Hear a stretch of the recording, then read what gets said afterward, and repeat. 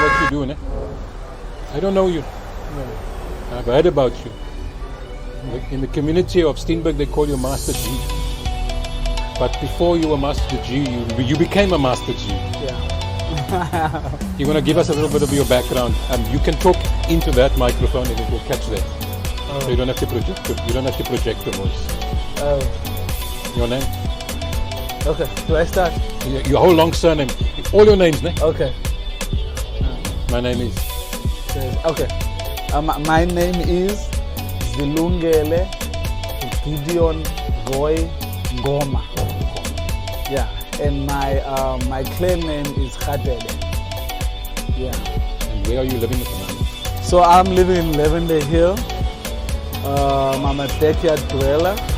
Backyard dweller. Yeah, backyard dweller in a court named Pontiac Court. Pontiac.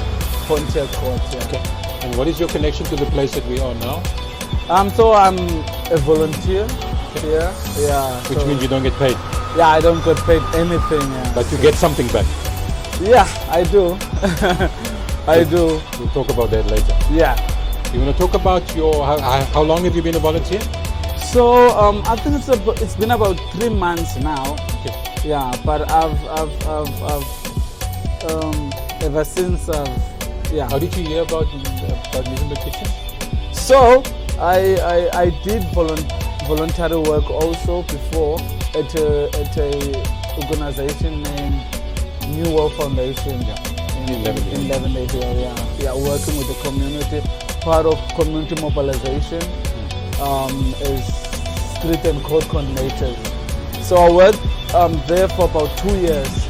Yeah, but while I was working there, one day I was on the Wi-Fi, and yeah, you know when you're on the Wi-Fi, it's free, and you go everywhere. Yeah, you don't care because you just go. Okay. And then I came across on Facebook. I came across something called Pollinating Pride in People. Pollinating Pride and People. Pollinating Pride in People. In people.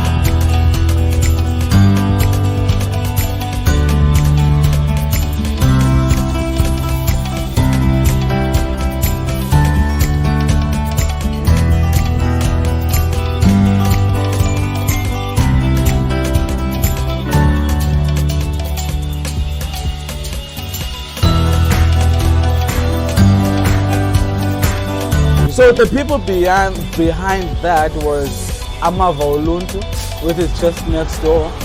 Yeah, which they also connected to the Muiz Kitchen. Okay. So you picked up this because of next door. Yeah, so I joined the program called Pollinating Pride in People because I was fascinated by the because of where I lived, and I was always thinking about it. Why is it the way it is in Lavender Hill? Gangsterism, abuse, crime, murder. Do you want to pause quickly and go us into your role? Because we know you as Master G. What was Master G before? Tell us about your incarceration. Okay, so it's a long story, but I'll make it short here. So at the age of 11, coming from a broken home, alcoholic mother and absent father, I ended up on the streets of Cape Town. And on the streets, I got involved with drugs, and you crime. You were strolling where? In Cape Town, like generally in CBD. Cape Town, yeah. So I was How everywhere. So that lasted 20 years. It's a long chapter. Yeah, it's a long chapter. That lasted and it ended in Brandvlei. Yeah, it ended in Brandvlei. In 2013, I got sentenced. After a series of sentences, this was my longest one, which was 7 years imprisonment. Okay. And then you served the full term. Yeah, so I served the full term. Was supposed to serve, say, maybe 4, because when I went in, I had parole. I had broken parole. Okay. So I would have served maybe say 4 or 5, and then 2. 7. But then no, it was 7 initially. With the parole, it became 8. Okay. Because I had a year left from my parole that I didn't finish. Okay. And then in prison, I was also like demaka, beating others, stabbing others, and I picked up more sentence. Inside? Yeah, inside, yeah. So I picked up stealing and drugs and so forth. Because I had no visit and I had no one, was far from home. I had no friends also. And then something happened. Yeah, you got the train in the background again. Should we just pause so we can catch the train? Oh, We love the train. yeah, yeah. So also a good time to segue into you had an experience of God in prison. Yeah, so because I was this angry guy, you know, I couldn't live with other people. You know, I was also part of the number gangs, which is the 28. I was middle rank. Okay. So I was like kind of, you know, I had That to was your be- family. Yeah, That was your language, Yeah, that was your Yeah, everything. that was my everything. So I couldn't really live with other people because I always fight with people, always fight with the warders, I fight with everybody. So they always had to put me in isolation cells. No, they didn't really give me. Because you were angry. Yeah, I was just. Yeah, I was That just. was just who you are. Yeah, I was. Yeah, that was just who I am, and I had no emotional intelligence, so I had no other way of resolving Okay. issues. When they press your button, they get one response. One response. There was only one response. I And didn't then have by- anything else. By having a conversion, your emotional intelligence has got wise now. Kind of. So now when they press your button, they get what? John 3:16. They get something different. Turn the other cheek or Sometimes, but you can ask them. Yeah, the kitchen. still wants to. Yeah, I still want to, but I'm no longer, you know, I'm no longer like physical now. But you know, with words, I'm always like, you know, like agree with words. yeah, with words now, you know, and also that's gonna be a process where I'm gonna have to, you know, then I can keep John 3:16 and so forth. But I mean, it's been a short journey. It's been a short journey. It hasn't been. While we are on, we've got 1 minute left now. Yeah. There's a very special. The angry man is angry at organic waste now. Yeah. The angry man is now trying to use a very simple system. Yeah.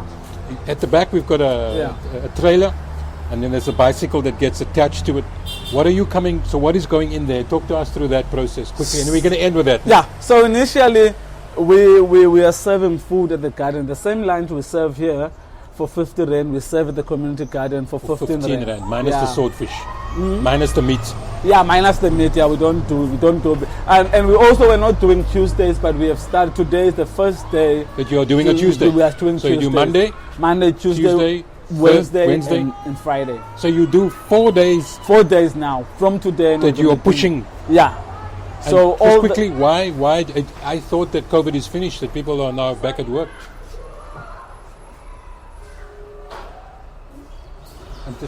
I'm coming. Hi. 2 minutes. COVID is finished. I thought people are back at work. Why are you feeding more now? Yeah. So I think also.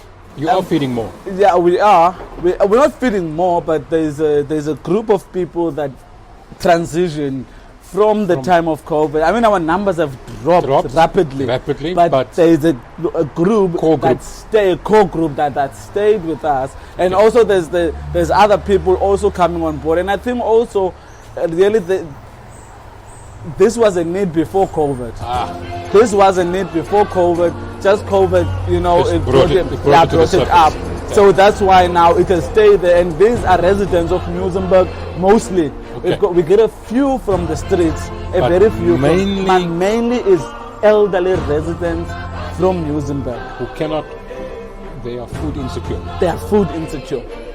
So they're already struggling with rent, you know, already struggling with a whole lot of other stuff. And now food becomes one of those struggles. And this is an issue that has been coming on a long ago. Just COVID brought it up. And so they've stayed with us and we are catering to them. So the same meal we serve here for 50 rand, we serve to them for 15 rand. And the trailer, what you're going to do with the trailer, we must talk now, 30 seconds. Okay, so the trailer, I transport the food with the trailer, but recently I've also started transporting food waste. Food waste From where? From the kitchen, and also we've got hang ten, which we're also collecting every Friday from them. Okay. Yeah, so It's a service. It's a service that you are responsible for. Yes, it's a service. So that if I'm anybody's in Muizenberg and they want to have their organic waste collected and processed, Yeah. They talk to you. They talk to me. 071 041 0565. You get a hold of me.